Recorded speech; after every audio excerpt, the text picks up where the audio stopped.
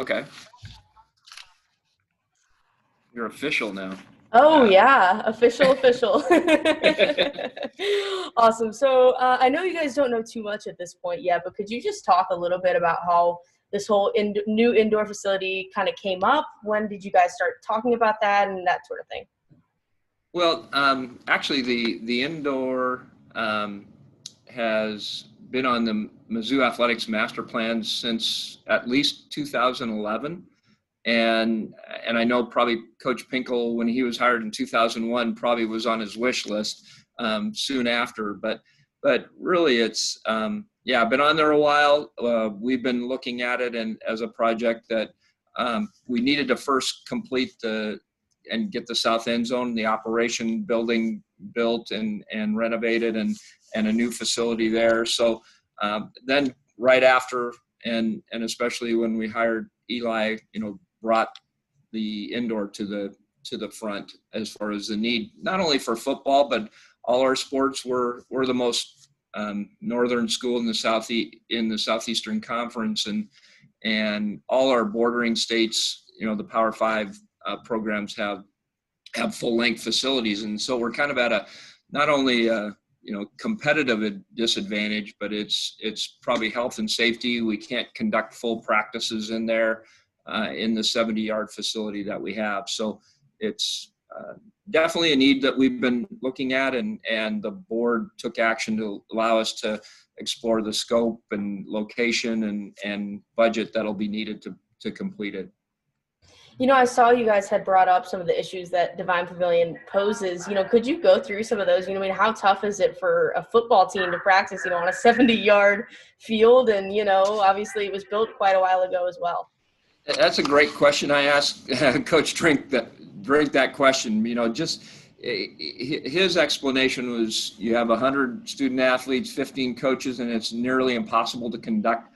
The quarterbacks can't throw passes because past 35 yards because the other side of the ball is working, as well in there. So it really came to light for him this fall when we were playing Florida. We had inclement weather, and really he felt the game preparation was hampered by not having a full length facility, and then also that it, even when it's when it's really warm, being able to go in there and train in there and have full practices in there when it's really hot as well. So that's a positive. And then it frees up the Divine. We're very limited. So it's like 24/7 in there, with all our sports being, and especially this spring or this winter and spring, where all the programs are going to be active during that time. So it's something that's needed, and we'll try to do it as quickly as we can.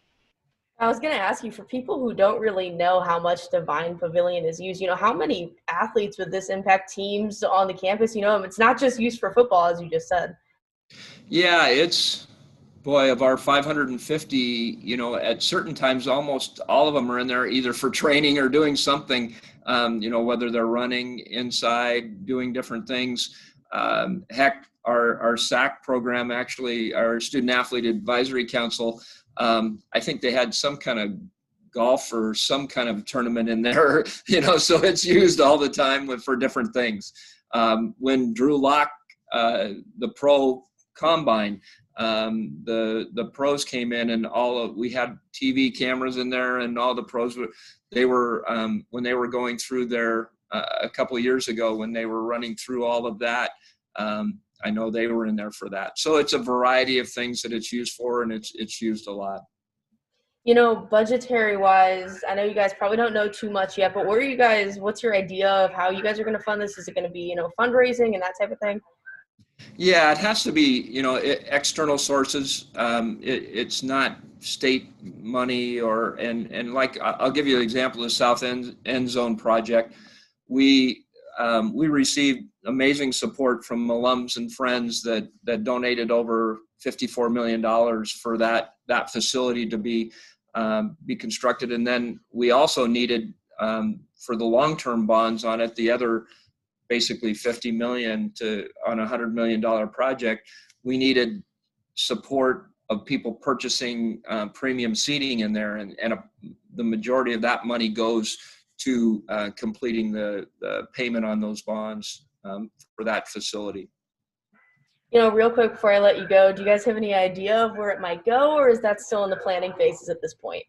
Yeah, we know it can go on the other side of Matthew, where the football team practices there. That's a location, but we're looking at sites in the south end zone as a preferred site if we can, and so that's what this study will allow us to do is see if those are practical. If there's a practical site there, how much does it cost to build in that site versus over at the Matthew.